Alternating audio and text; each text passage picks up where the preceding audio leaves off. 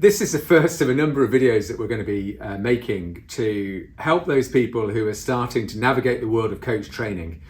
So you may already be really interested in coach training. You may have started to have a look around and start to research. Well, we've had a good look over many of the questions that we typically get at the very early stages of coach training. And we've pulled a few videos together to help give our view and our answers to some of the frequently asked questions.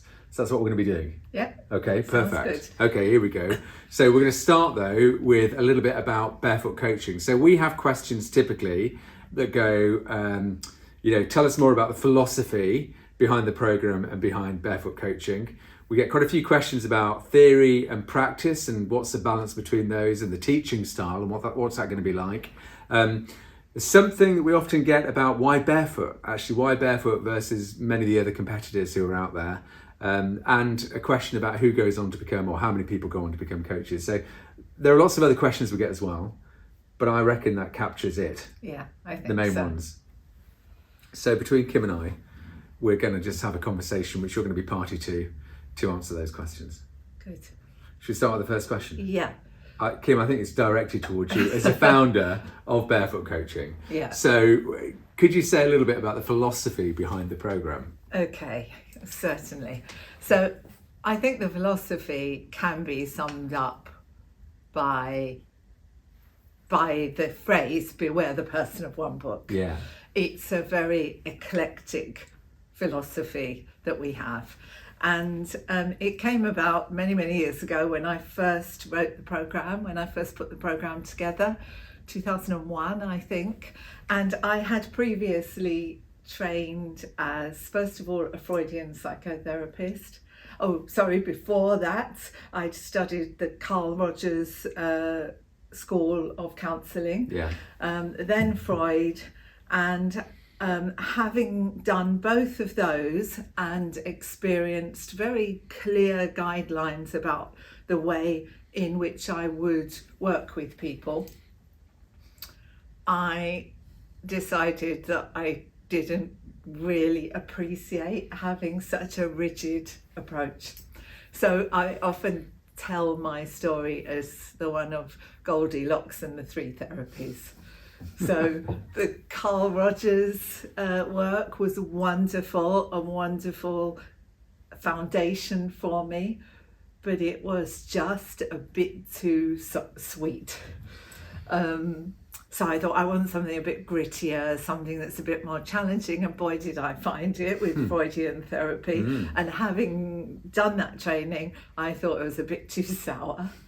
And what I knew from working with people who wanted to get more self-awareness, get more self-development and change in their lives, was that actually they needed a range of different ways of doing that. So I then just went on lots of other courses, pulled together lots of other different valuable philosophies, and created our course, which draws on all of those, honouring them all, honouring all of them. But fundamentally, I believe that the more flexibility a coach has, the more resources a coach has at their disposal,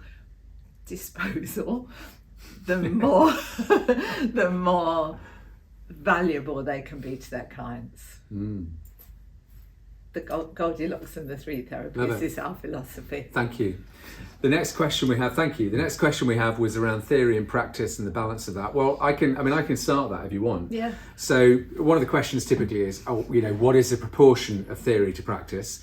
Well, I remember coming onto the program in 2014, and the best way I can kind of describe it from personal experience, both as a delegate but also from a delivery point of view as a tutor on the program as well, was that of course there is a healthy balance between the two. But what I'd like to say about the program is it's one of an extremely practical nature, underpinned by an eclectic mix of very, very solid kind of foundation of psychological theories in particular. So the way I describe it often to many people is I learned the theory through practice and through reflection and feedback.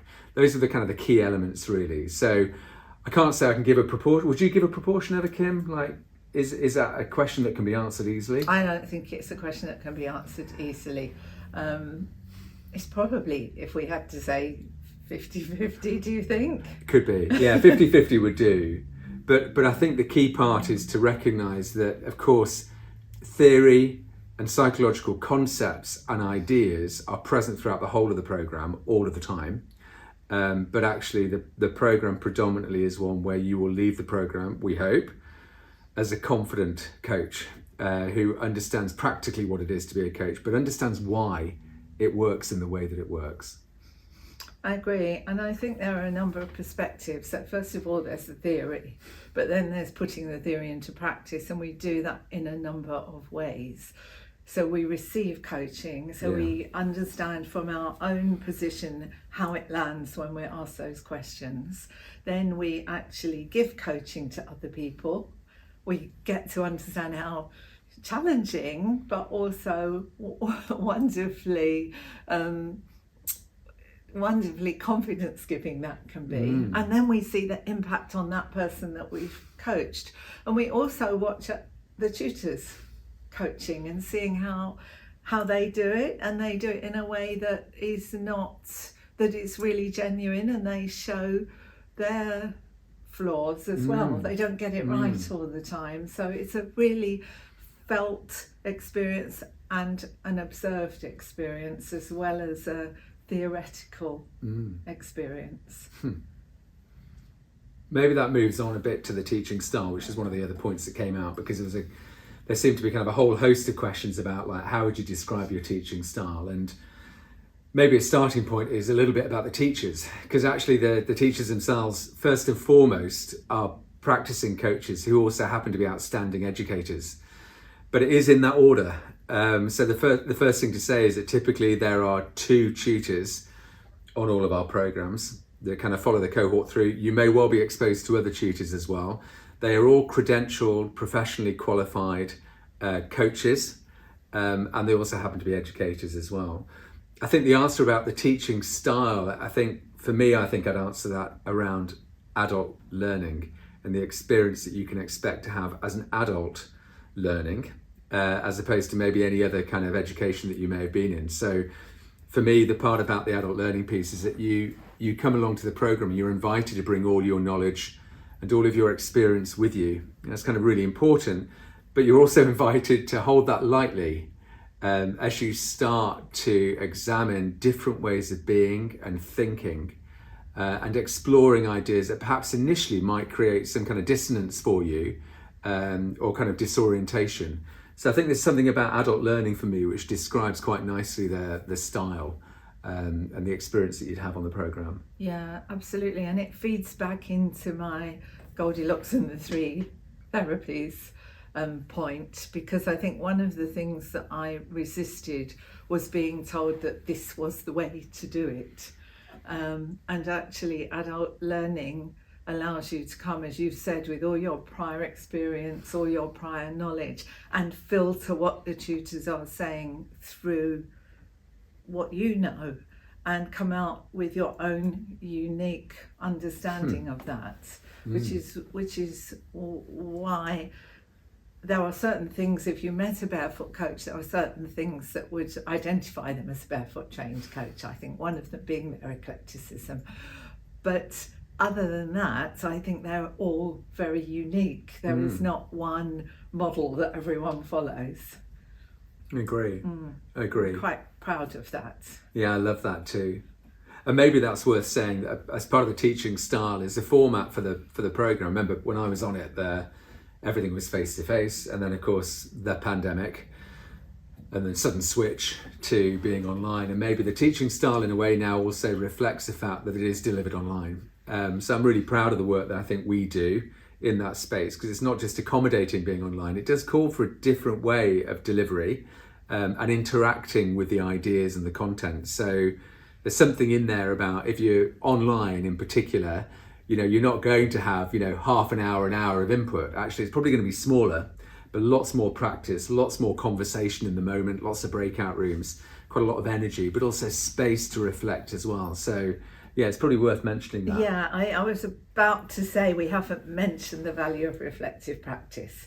So looking back at what we've just done or learned or said, reflecting on it, and seeing how those new reflections will inform our practice going forward. So reflective practice is an essential and integral part of adult learning theory. We have the capacity to reflect in the way that children don't, because we've got lots of experiences to draw upon. And that reflection, we're going to do some other videos, by the way, about the Barefoot course itself. But you know, that reflection takes place both in the kind of taught program, but also in the period of time that happens between the taught sessions.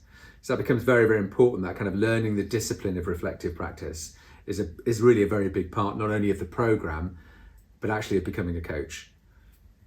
Yeah. Okay, perfect. All right. So next question, why barefoot versus competitors? Where do we start? I don't know. Where do we start? Well, some of the reasons that we've already said. I think we don't have one model. We give you a range of so many psychological tools and techniques to work with. We have dual accreditation with the ICF and the University of Chester. We were one of the first courses, I think, to have the University of Chester or university qualification associated with the programme. We were one of the first coaching courses, yeah. And that was sort of dear to my heart as well, because in my life I have encountered so many adults in senior positions in corporate organisations who've had this thing that they never went to university and it stayed with them. And the University of Chester is continues to be, but at the time was a very forward-thinking university that really believed in giving the opportunity to get a degree to people who didn't even have a first degree. And I loved that. And over the years, hundreds of people have put that kind of demon to bed by getting not only a first degree, but a postgraduate certificate in coaching. Amazing. Yeah, I love that. Yeah. I mean, maybe the other, while you were talking there, I was also thinking about in a way less tangible, but still extremely visible and very much a lived experience for many people who come onto the Barefoot programme, which is, we've been reviewing recently, we've had lots of video testimonials and we go on to Trustpilot all the time to look at the experience our delegates are having. There is a kind of general theme about kind of self-discovery and self-awareness, which feels so powerful, and I think actually does feel incredibly unique, I think, to Barefoot, actually, in terms of the experience that many people have that they talk about when they come onto the programme. And whether that's just for understanding coaching for the first time, or probably this idea of, you know, how you coach is who you are, there is something about that voyage of discovery in terms of just looking deeper about you and the things that have shaped you, and about the things that therefore you can learn about yourself and others as you kind of move forward as becoming a coach. So there's something I think very powerful in that, which feels consistent, genuinely feels consistent for many people that come onto the Barefoot programme, I think. Yeah, it does. And I'm just thinking, I think it was 10 years ago, I did a 10-year retrospective study of the people who'd done the Barefoot course to date. And that's really what came out. We hear it's life-changing, it's life-changing, it's life-changing. We hear that over and over again. But it seems to be life-changing. I think it makes people not only better coaches, better bosses, better parents, better sons and daughters, better friends, happier with themselves. That's probably, we hear that from everybody. I would say everybody. I think we do. I would say everybody. It feels really dared consistent. to say that. Yeah, it feels really consistent. Yeah. Maybe that's a good time to come on to the final question we have in this section, which is about how many people go on to become coaches. That's honestly, that's a question which does come up time and time again from many people at the beginning of their kind of coach training. We were talking about this earlier. I think the actual answer is everyone. I think it's everyone. So the reality is that when you leave the programme, irrelevant to the kind of context in which you use it, and maybe that's what the question's alluding to, and we'll come on to that in a minute, the reality is that we like to think, and we kind of know, that everybody that leaves the programme will be able to leave as a confident coach, actually have the ability to coach within many different settings in particular. One of our other videos will talk, I think, a little bit more about the settings, but it's probably worth saying it's very broad, very varied in terms of where people use their coaching? I mean, should we reel a few off? Yeah, there's straightforward business coaching, exec coaching. Yeah. There's group coaching. Yeah. There are people doing grief coaching, menopause coaching, coaching for people with neurodiversity. Yeah. Even somebody I know who coaches couples who want to have a baby by surrogacy. Amazing. There are. Can you think of any more? Well, team coaching, I think. Yeah. I think industry-specific coaching. So, for example, there are people that want to go back in. They might have left, had a career in education as a head teacher, say, and they want to go back in to help educators using their coaching skills, or they're actually going back in to be an even more effective head teacher. So it's kind of this idea that you can use your coaching in many different settings. That's one of the reasons why we don't really differentiate. We don't say, well, this is all about exec coaching or this is all about person coaching. I mean, the title does include personal and business coaching. That's true. But in many ways, it's actually, it's a broad brush from which you can then go in a whole range of different directions, I think. Yeah, we don't presume to teach you how to do specific coaching in a given niche or sector or at a specific level.